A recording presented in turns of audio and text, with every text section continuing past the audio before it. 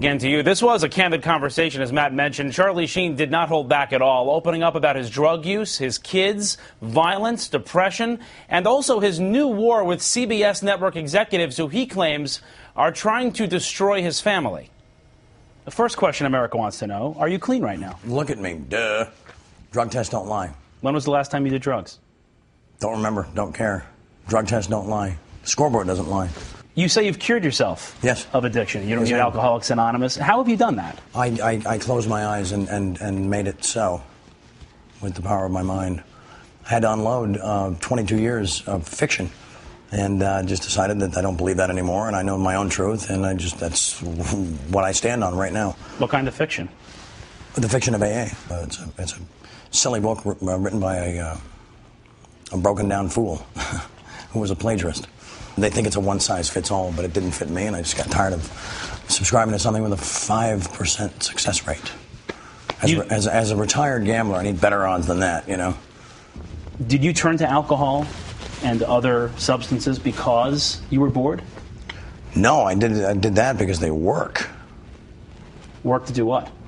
Just change the way you see things, change the way you feel. And yeah, when you're a little bit bored with the redundancy of certain aspects of your life, I think that's why people do them. Did you feel out of control a month or two ago? Do you feel more in control now? Well, of course, yeah. But I don't know if I'd call it out of control. Just the choices I was making were not leading to the results that I wanted. So I woke up and said, dude, you're 45 with 5 kids. Let's do something different because this thing is boring. I got bored is what happened, yeah. You've been to rehab before. This time you did in-home rehab. First of all, what is that? And why did it work, you think, this time for you? Well, we couldn't really call it rehab because we didn't have a license to operate one, so it was a crisis management center that we labeled the Sober Valley Lodge. You labeled your house the Sober Valley Lodge? Well, yeah, that's what it became. So what happened? And we wouldn't allow AA to be a part of it. We wouldn't allow AA to contaminate Sober Valley Lodge, and as a result, its primary client achieved radical success. But even if Charlie Sheen is clean, damage has been done. Damage at the Plaza Hotel in New York City when in October he allegedly went on a drunken rampage against a porn star inside his room. His kids were right down the hall. And the conviction for assault in Colorado in 2009. Police say he held a knife to the throat of his now estranged wife, Brooke Mueller. The judge ordered Sheen to rehab. People have said you're a violent person toward women. What do you say to that? They don't know me. And the same people talking about those incidents weren't there, so how much can they really discuss a situation they were not involved with? You know, at that point, it's all just judgment and opinion and just the gibberish of fools. You told me you want to rededicate yourself now to your kids, to being a dad. Sure. Are you embarrassed that your children will read about this one day? God, no. It's talking about an education. And then like this, and then that's the guy, and he's our dad, and we can get all the answers and the truth. Wow, winning. It's how you perceive it. Alan, listen to me. Until last month, Sheen was winning as the highest paid actor in TV. Are you insane? Making nearly $2 million an episode on the hit sitcom 2.5 Men. CBS halted production, demanding Charlie clean up his act. That's when Sheen went on a rampage on the radio. You sound like Thomas Jefferson. Well, I'm not Thomas Jefferson. He was a no, but I dare anyone to debate me on things. Debate me on AA right now. I have a disease, I cured it with my brain, with my mind. I'm cured. I'm done. You've called into a lot of radio shows in the past couple of weeks, and we've all heard the tapes by now. Yes, pretty passionate stuff. Some would say angry. Some would say spiraling. Passionate. I think my passion is misinterpreted as anger sometimes, and I don't think people are ready for the message that I'm delivering, and delivering with a sense of violent love. But it soon turned to hatred aimed directly at the show's co-creator, Chuck Lorre. It's nothing this side of deplorable that a certain Chaim Levine, yeah, that's Chuck's real name, mistook this rock star for his own selfish exit strategy, bro. Last I checked, Chaim, I've spent, I think, close to the last decade, I don't know, effortlessly and magically converting your tin cans into pure gold. Well, you've been warned, dude. Bring it. No, you've been called an anti-Semite. I know, it's ridiculous. Yeah, there's Mark Berg. Mark Berg, my manager. Jeff Russin, my interviewer. I mean, no, I've never had that in my past. You can look as deep and as far as you want, and it's just not there because I'm not that guy. No, that's silliness. CBS didn't see the humor and canceled the entire rest of the season. You've told me you're at war with them now. Well, we're definitely at war, yeah. What's the war? Well, the war is that they're trying to destroy my family. And so I take great umbrage with that. And defeat is not an option. They picked a fight with a warlock. How are they trying to destroy your family? They're trying to take all my money and leave me with no means to support my family. It's not rocket science, you know. How do you plan on winning that war? With zeal and focus and violent hatred. You either love or you hate. You live in the middle, you get nothing. Didn't CBS have a right to shut your show down? They're reading about you partying at all hours of the night, taking drugs, abusing alcohol. It's their show. Epic behavior. No, because after reading about that, then they observed a guy hitting every mark, nailing every line, every joke. What's your strategy? With a full house, screaming. Ever miss a day of work? Not a day that cost anybody any money. I missed practice. We're talking about practice. To quote the great Allen Iverson. Practice.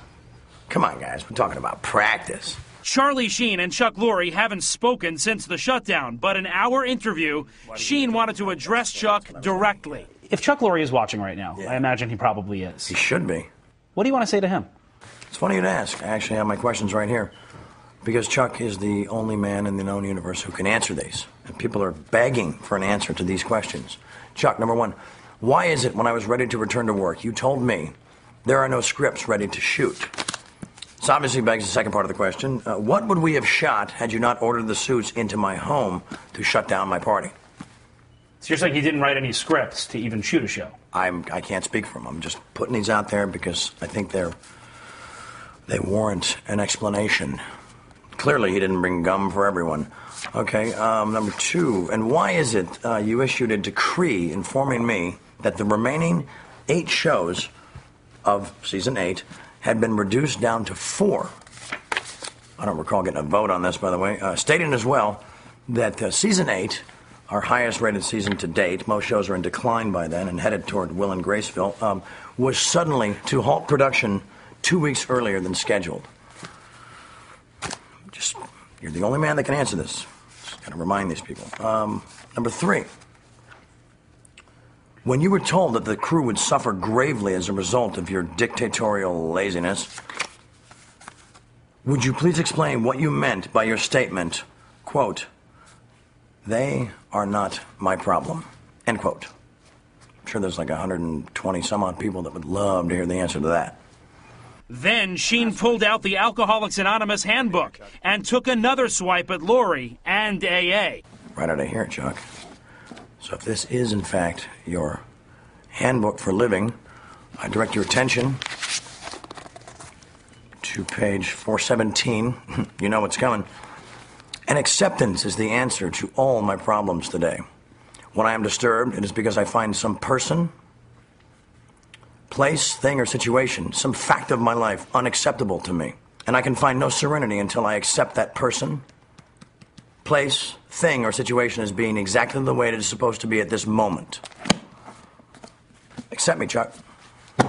Charlie Sheen seems confident he'll stay sober without the written guidelines of AA, but it's never come easy, not for him. A lot of your fans have been worried about you, worried about your health. They can worry all they want, but are you going to OD? Are you going to die? That's for amateurs. Come on, no, I'm fine. I've always had a plan, and I've always executed it perfectly. Sometimes I overshoot the mark, whatever. How do you avoid slipping back into that again? I don't know. I just won't do it. I mean, I will not believe that if I do something, then I have to follow a certain path because it was written. And it was written for normal people, people that aren't special, people that don't have tiger blood and, Adonis DNA. Strong people have relapsed. Strong people have started using again. How do you avoid that? Fools, trolls, weak, defeated. They allowed defeat to be an option. I will not. I'm not saying I'll never have a glass of champagne again or a glass of wine because those are, things that you celebrate with. I have no interest in cocaine. What's next for you? How do you convince a producer of a movie, of a TV show in this town to take you back on their set after basically being let go from the sitcom on CBS? Well, I mean, first of all, come Wednesday morning, they're going to rename it Charlie Brothers and not Warner Brothers. Duh. Winning. And it's not convincing anybody. It's like, guys, IMDb right there, 62 movies, and a ton of success. I mean, come on, bro. I won Best Picture at 20. Wasn't even trying. Wasn't even warm. I've got Roman Coppola with a brilliant script. I've got David Ward with Major League 3. I've got Nick Cassavetes with God is a Bullet. I mean, it's like the list goes on. You have offers? Well, yeah, and they're like so excited that I might be available because I haven't been for 8 years.